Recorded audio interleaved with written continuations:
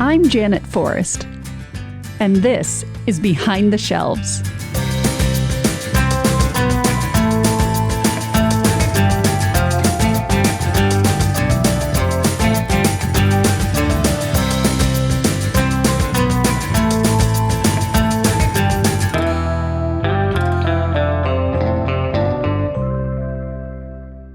The first time I went to the Atheneum was on a short trip to the island in 2003 or maybe 2004. I wanted to research the history of the Star of the Sea hostel in Surfside, where I was staying. I can't remember now who helped me, but I know it required a trip up to the reference department in the Great Hall. I found the information I was looking for, thanked whoever helped me, and I went on my way. Since then, I haven't given much thought to the reference department. Even after 3 years as an employee at the Atheneum, I am still not entirely clear what those folks are up to all day. I know they manage the laptops available to the public. They make sure the software is up to date and working properly. Occasionally, I see them helping an individual find something. But what kinds of things do people come in looking for? I get that the staff tracks down information and resources, but how do they know where to look? And how do they know which resources are the right resources? And can't the person just Google it? And where the heck is the vault I've been hearing about? And what's in it? In this episode, I talked to Lincoln Thurber, the head of the reference department, and his reference library associate, Jim Borzilleri. I want to see if I can finally get to the bottom of what they do. I started by asking Jim how he would define reference. Reference materials are those that are not necessarily, they're sort of, let me think about, damn, that's a good question. Let's try again. Can you tell me what kind of books and items people find in the reference department? Reference materials are those that are not meant to be timely in the sense of it's not a book or a movie that just came out, even on a specific topic. It's something that's meant to sort of endure. So this is where dictionaries, encyclopedias, and other books that just contain statistical information tend to live. But it's a very, very amorphous term because you will find some perfectly straight history books. So if you're interested, if someone came in and said, I'm interested in whale ships, and I'm told you have a few books. Yes, we do. We have several books. That's one of the areas that we kind of concentrate in. They could have been published anytime in the past 150 years. If it's considered a go-to book, in other words, other writers will reference it, then that's the kind of thing we try to have in the reference department. So if that's what a reference department consists of, what does a reference librarian do? Here's how Lincoln explains it. I think a reference librarian is sort of your guide. You have this question in your mind, whether that being like, how far is the moon away from the earth, or what exactly is a carbohydrate, or I remember this poem. And so the reference librarian is there to be sort of your guide. You have the question, and they want to lead you to that answer. And in some cases, we can give you the answer directly, but in so many cases, we want to bring you on that journey, not only just to have you find the answer for yourself, but also to see how we go about it. What is it? If you give a man a fish, he eats for a day. If you teach a man to fish, he eats for a lifetime. I think part of being a reference librarian is teaching people how to fish. Maybe you're thinking what I'm thinking. What about Google? Isn't Google a faster, more efficient, all-encompassing reference librarian? Here's Jim again. That is a very good question, and it's one that we ask ourselves almost every 5 minutes. Because you look at it and you say, well, we've got these books, and sometimes the new editions for a year will come in, and you ask yourself, as you pull out the old ones, it's clear that no one's looked at them. Do we really need these? And the actual reference area has shrunk a little bit. A lot of publishers have come to the same conclusion, and they've said, why are we putting out a new set of encyclopedias every year? Why are we putting out a new set of reference materials on a given topic, like the list of all books in print or the list of all the plays that were performed in a given year. Does it really make sense to have a paper version of this? So, maybe this is something that can go electronic. And yeah, I think the answer for many people, and that we've concluded to, is if it's online and it's readily available, then yeah, that's not something we need. But there's sort of the key word, because a lot of times this information goes behind a paywall. And so it might be worth our while to invest in a physical copy or an electronic version, because we do have licenses to get out to certain websites, so that we're just bringing that information to people that might not be able to afford it otherwise, which is one of those reasons of why do we have a library. Back in the day, everything in libraries was paper-based, and everything was in a book or a file or an archive. With the invention of the World Wide Web, there's a lot more available, but it's not as straightforward to access. Part of the reference department's mission is not just providing free access to information and tools. They now see the need to assist people in taking advantage of the tools that are available to them. It's not just post-Google, it's post-internet. And we have this weird kind of contradiction where sometimes people have a phone, but they don't realize what they can do with it. We had someone who came in a couple of weeks ago, and what she was really looking for was how to get the application forms for a green card for someone in her family. And it's like, and I don't know how to get it. And we said, well, we have these Chromebooks, but it's like, well, there wasn't a strong sense of, well, I don't know where I'd be able to use it. I don't know how to use it. Fortunately, one of the other librarians asked, well, don't you have a phone? She goes, yeah, it's right here. And I said, well, there may be an internet connection on this. And we kind of scrolled through, and she's like, well, I think it was like a hand-me-down. So it was given by another relative, and it's one of those, here, take this. Here's how you dial. Here's how you get your messages. And that was it. But once we looked at it, we realized, yeah, it went out to Yahoo, which may not be the state of the art, but there it was. And it was one hop from there out to the internet. That was a case of just sort of working with them to make them understand, no, you've got access to the information. Here's how you use it. So that's yet another service. And that goes back to, Ms. Dupont's classes, which are constantly filled on how to use an iPhone, how to use the messaging. Jim is referring to Janie Hobson Dupont, who teaches free technology classes that focus on iPhones and iPads and covers everything, including saving and sharing photos, security settings, and downloading apps. You can find a link to our classes on our YouTube page or in the episode notes. While I think it skews to perhaps some of our older patrons, it's the same idea. It's like, okay, you've got this item, you can demystify it by essentially lending out the Chromebooks and lending out the Wi-Fi hotspots. We're just kind of, again, giving people the ability to get to the information, which, is a direct link back in the old days, as I said, where a reference library would be this gigantic warehouse of paper information. We're just sort of eliminating the paper. Lincoln says libraries and Google might seem very different, but if you look behind the curtain, you'd find a surprising commonality. If you look at the people that are actually working in Google, they're people that also were getting PhDs in library and information science. It's not different people. It's not a different graduate degree between the engineers working at Google and the people that create maybe the systems that allow for the online catalogs at your local library.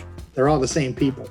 So if they are both created by the same people, what's the difference between doing a Google search and walking into the reference department? I think libraries and librarians are extremely relevant, because when you're talking about Google, you are just talking about algorithms, and these algorithms can, in some cases, sort of mimic the way that they might present information. So you ask a question on Google and it seemingly gives you an answer, or it gives you a list of links. But I think the librarian and the library are sort of that human interface. When people ask questions, it's usually just their first question. It's not that they're not asking the right question. It's just they don't know the depth of the different ways that you could possibly answer that question. Every once in a while, you'll put a question into Google and you get a very strange answer.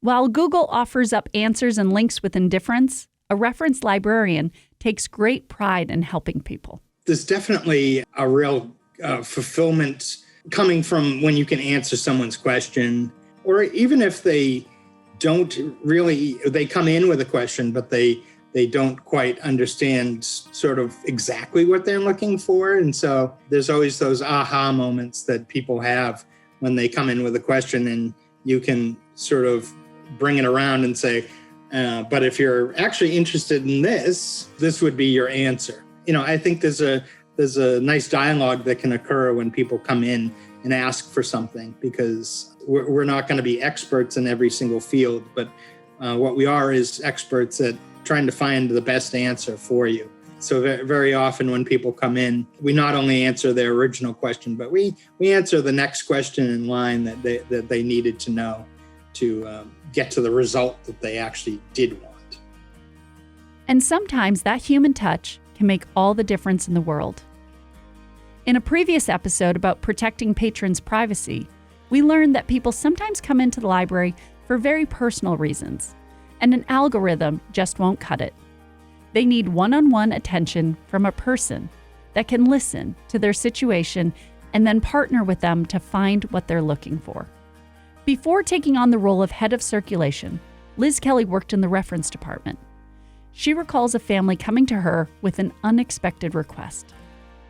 A group that came in and they needed assistance with typing up basically a eulogy for a funeral that they were going to. And that was really something that I wasn't expecting anybody to ever come in asking about. They were in a group and it was really important to them that they had a way to sit down and be able to do that. But they also wanted to use some of our reference materials and historic materials to kind of add some life to it and give some background to the person that they were referencing. And it was really touching to see that they really appreciated that we took our time to sit with them, discuss it, work through what they needed. And it wasn't something I ever expected to have to talk with someone about or have them come to us asking for. But I thought that was really special because it was touching that they were kind of being open with us about what they needed. And yeah, it was nice to sit down with a group of people who were going through a really difficult time and allowing us to be part of that in a way and help them. And I'm really glad that they left feeling like they were successful in that. There's no doubt that search engines like Google have made tracking down information phenomenally easier for the average person. But our reference staff can go the extra mile when the search results come up short. One of the other advantages of the modern library is if there's a book out there somewhere, we'll get it for you. If there's a recording, if there's a movie or a play, we will find it for you. This is where Lincoln's true skill as a reference librarian who has actually been trained as one comes into play. He can go get something that might exist in a single branch in Texas somewhere. He will find it for you. Jim says day-to-day requests run the spectrum from leisurely curiosity to urgent necessity. Someone a while ago was asking about the Nantucket Yoho because they had gotten a paper copy of a poem that someone had written about the Yoho.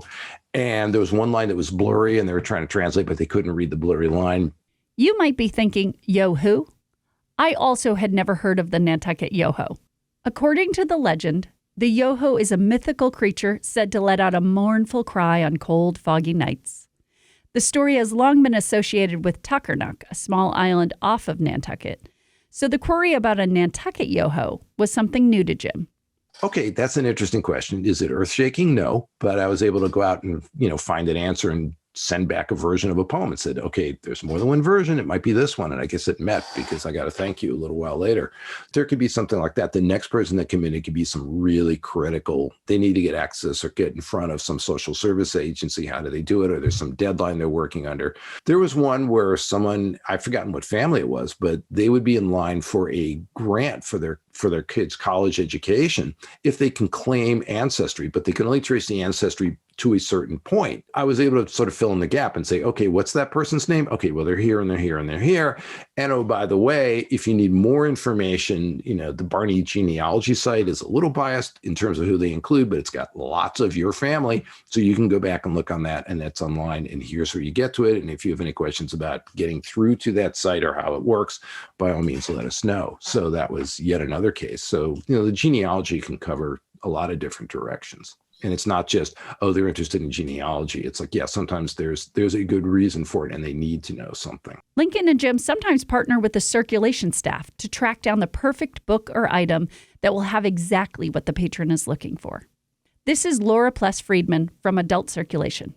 A couple weeks ago, there was an artist on the Cape, and she was doing a mural on somebody's wall in a summer house, and she needed to know what the docks looked like during the whaling time period, what color they were and what kind of hardware they had. So I know the Nantucket collection fairly well, and between Jim and I upstairs in reference, we were able to get her a couple books, and he actually emailed her some, just a photocopy, or he photocopied it and then emailed it to her of different ship scenes. So I think that was helpful. And she wasn't going to be able to come over here, but she thought, oh, we need whaling voyage scenes. So she thought of us. So that was nice. And it's not just tracking down books and articles. You might be surprised by all the different situations the reference department can help people with. Well, this might not occur to everyone, but, the reference department is there not just to answer, your questions about literature or answer your questions, for middle school science project, but, more of your practical everyday questions too. We live in the modern world. We live with smartphones and computers. And so I think some people are kind of surprised that, if they complain about like how their printer isn't working or how they can't get their cell phone to quite attach to something, that we'll just say, oh, hand over your phone and I can help you with that, or I can download that onto your phone for you. For a number of years, a woman would come in, and every time she got a new cell phone, she needed to download some apps onto her phone. I think after the first time, she learned that when she got a new cell phone, she could just come in and we would help her download the apps that she might use on the phone. So some of those apps might be just like for reading books or things like that, but they could be really anything. If they say they want this app on their phone, we can help them navigate and put it on the phone for them. If they say, oh, my printer's not working at home, I can ask them questions like, oh, is it a Wi-Fi printer? Have you tried resetting your Wi-Fi to make it work again or something like that? Sometimes I think people come in with like problems or something, and they didn't even really think about asking someone at the library, what to do with it. Like anywhere, there are limits to what our staff can provide. When Liz worked in the reference department, she occasionally had to set some boundaries. I think it's one of those things where we always get kind of bizarre questions about certain things that we can do on the, for providing kind of secretarial services that we don't have. And there's been times when someone has asked me to basically design something for them, like they needed graphic design. And I had to explain that was not only something I couldn't do, like I don't have that skill, but, we can't, just make something for you. We deal with such a vast, ever-changing seasonal community, so we never really know what to expect. And sometimes we can get a little bit overwhelmed with either the volume, or a lot of times people will come in and just expect a lot too. I think that's kind of goes hand in hand with this service of doing as much as we can and trying to be, as welcoming and as available as we can. Some people do come in and just kind of assume that, we will have everything and we will do everything. So there's definitely a difference between us doing our best and other people just like putting that on us. And I think, sometimes it can be difficult to say, unfortunately we can't do that, or, try to take that step back and acknowledge really how far our services go and where that line is of what we're available to do. One of the greatest public services the reference department provides is free access to basic business tools that you might take for granted. In some cases, it's people who, for whatever reason, just do not have access to the internet. And we will see, they'll come in. There are other people where they need help getting access to a specific aspect of the internet. It could be something involving dealing with a government agency, applying for unemployment for the first time, getting a tax extension, and we'll work with them. I mean, obviously there's a confidentiality issue. So there's a lot of, okay, I'm going to look the other way now and you're going to type this in, but here's where you go to, and here's the site, and here's where it's asking for, and we're going to leave you alone. But if you have any questions, I'm right over here. So there's that kind of assistance. Sometimes it can get a little more involved because they're trying to get specific information from a specific government agency, and they've hit a wall. And again, our job is not necessarily to solve the problem for them. We can't be advocates necessarily, but what we can do is at least get them to the point where they're at least in front of the right agency or at the right web page. It's not uncommon for someone to walk over from the RMV to print out a form they need to register their vehicle or renew their license. Lots of people have phones, lots of people have laptops or tablets, but, printers tend to be kind of expensive. And I think I've actually seen that the numbers of people who have printers at home is actually going down a little bit. So we do have a printer, and we've had people come in who, once they get the habit down, they know what to do. Their phone is set up. They can just go in, connect to the printer, get their stuff and go. We're not trying to compete with some of the other entities on the island that might do it on a for-profit basis. We're not going to replace them. We're talking like one page. I need it now because I've got to go run this down to the town because the town hall's asking, some agency at the town hall needs this document. I've got 10 minutes to get it to them. That's a service we can provide. The library does charge a small fee per page for copying, printing, and faxing, but most services are completely free of charge. You just need to come on in and ask. In addition to all their outward-facing duties, Lincoln and Jim are also keepers of the vault. I know what you're thinking. The library has a vault? Do all libraries have a vault? That I'm not sure, but ours does. It's a small, climate-controlled room tucked away in the corner of the Great Hall, and it holds the Atheneum's most precious and rare items. It also is an archive of all the books and publications about Nantucket. One shelf has 18th century travelogues, and another has every novel written by Ellen Hildebrand. The reference department is responsible for curating, cataloging, and managing the materials. And Jim says it's an ongoing challenge with no clear rule book. You sort of go in there and you realize everything here has been organized by the librarians who came before me. So you're sort of looking at what they had selected and said, yes, this should be in the vault. This is a copy we're going to hold on to. This is our pristine, good copy of something. We may have other copies in circulation, but this is the one we're going to sort of preserve. Now, what we're trying to do is kind of call out some of the items we've got in there, like the presentation we just had a while ago about, what we call treasures from the vault, bringing them to light. And that's just kind of fun to go in. And again, it's like going into a used bookstore or a yard sale. I'd say it's like a yard sale, but it's one that's been curated, and you look around and it's like, ooh, they got those. Dealing with the fact that sometimes what we think is important is not necessarily what our ancestors thought were important. And, that's what we're wrestling with. Because on the one hand, you look at it and you go, do we really need all these Cape Cod Lives from 1985? They're in here, but, do they need to be in a climate controlled vault? Yeah. What do we have out on our storage site? Maybe we should go see what's out there, and maybe, do we need all the canceled checks from 1973? No, let's get those out of there. Maybe the Cape, but we don't want to throw out the Cape Cod Lives. It's the same issue they're wrestling with all these self-published memoirs about Nantucket. Mm-hmm. You look at it and you say, how do you decide which ones to take? And there's always that gamble, because you go, someone's writing this story and it's about her family, and the only people that care are the people who are in the family, and they've already got the book. So do we really need a copy? And then lo and behold, the little niece that the person writes about endlessly ends up become president of the United States in 30 years. Now don't we look silly? There's no crystal ball that tells you which materials will be trash in 50 years and which items will be treasure. Let's not forget, at some point, someone threw out our copy of Moby Dick, the original version of Moby Dick that we know we had. It just got worn out, and it was like, it's 1875. Everyone's forgotten about Melville. We don't need this. Out it goes. There is allegedly also that other unfinished novel he wrote, or that unfinished story he wrote about the female the lighthouse keeper's daughter on Nantucket, and who knows where that is. That someone's probably using that for attic insulation somewhere. Whenever I start feeling grandiose, I remind myself that somewhere in the past, someone saw that copy of Moby Dick and went, it's all worn out.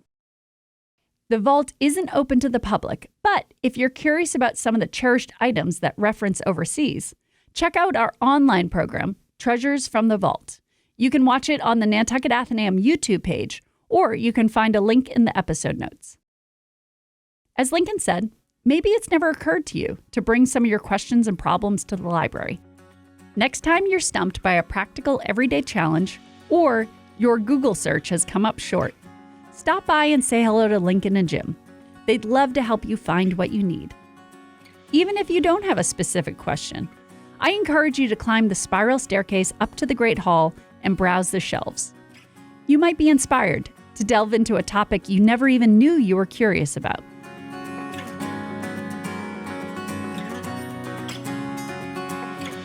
This has been a production of the Nantucket Atheneum. It was written, edited, and narrated by me, Janet Forrest.